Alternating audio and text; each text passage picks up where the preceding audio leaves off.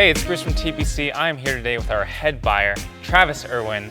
He is a downhill racer, enduro racer, also a big fan of all things Swedish, IKEA, Swedish fish. Volvo, Sure. meatballs, but definitely suspension. Yeah. So what we're gonna look at today with Travis is Öhlins suspension. Yeah, I love the Swedish suspension. Yeah, now Öhlins, they're a little newer to the mountain bike world, but they are not new to suspension because they've been doing motorsports suspension for a really long time, really high level too.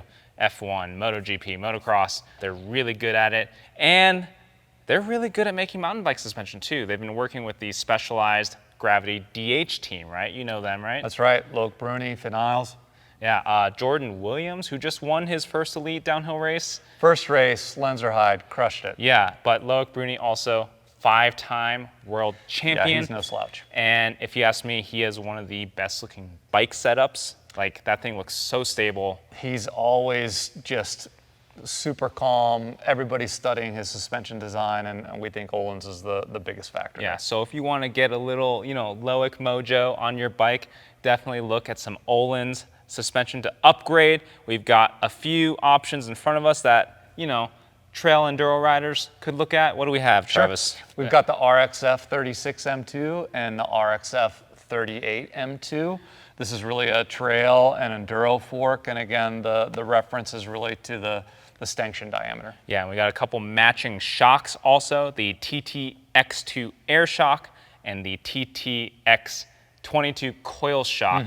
But let's start with the forks. Let's go a little deeper on the forks. What makes these special, Travis? So the 36 will fit both a 27.5 or a 29 option. There's also an air spring version or a coil spring version. The 38 is only a 29er. It's only air spring. The 38 is a 160 to 180 mil, and the 36 is 150 to 170. That's right. That's right. Other differences between these is the post mount on the 36 is a 180, whereas on the 38, it's actually a 200, which is great. You can just bolt on that big 200 rotor or get the adapter for a 220, 223. Both forks have a 3-chamber air spring, which is excellent for on-the-fly adjustments. They have a separate chamber at the bottom of the fork that is the ramp-up chamber that acts like tokens or a spacer in a Fox or RockShox fork. But the difference here is that you can do it on the fly. You don't need to pull the fork apart to put those tokens in. And what that does is it really helps you adjust the progressivity of the fork itself. More PSI is going to make the fork more progressive, less PSI is going to make it more linear. Yeah, and tell me about the dampers too. We have pretty adjustable dampers, right? Yeah, I think 16 clicks. You have low speed rebound, high speed compression, and low speed compression, as well as lockout. Again, it's fully adjustable, but what I like about this compared to some of the other suspension designs is that each click is very noticeable. So if you're just getting into suspension or you don't have expensive telemetry on your bike, it's very easy to make that adjustment and see noticeable differences.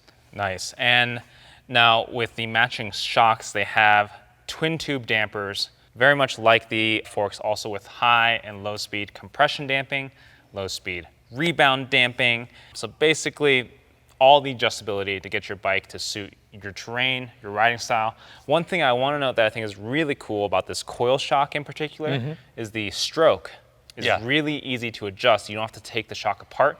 You just add washers to the bump stop and you have a different stroke.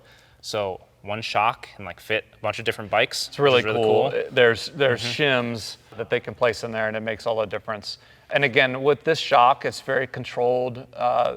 Each adjustment is very noticeable as well. Yeah, you're running the coil on your bike, right? I'm running the coil on my DH bike, actually on my e-bike as well, and I'm running the 38 on my e-bike. Super impressive. With an e-bike, there's a lot of additional weight, and so having this very torsionally stiff fork and shock, super helpful. Yeah, and it should be said that the 38, the RXF38 obviously competes with forks like the Fox 38, RockShox Zeb. Yep. The RXF36 competes with Fox 36 and the RockShox Lyric. Yeah.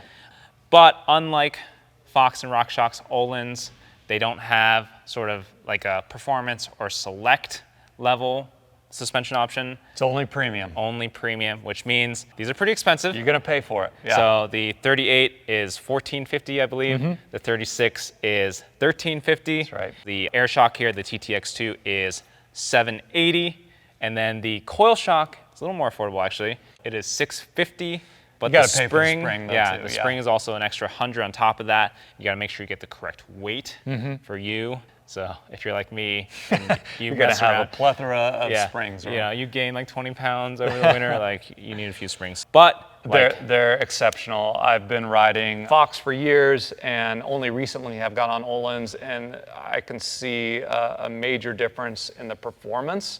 The fork itself is very plush in the initial stroke, but it's got very good mid support, so it keeps the geometry high in the bike. And the rear shock is very controlled.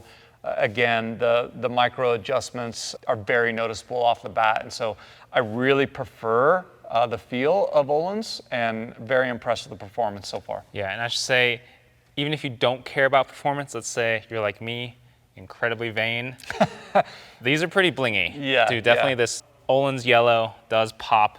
It sets you apart on the trail, which I like. Yeah, very refined design, and all the pieces are machined, and it looks super clean. It looks worth the money. Yeah, great. Well, let us know in the comments what you think about Öhlins.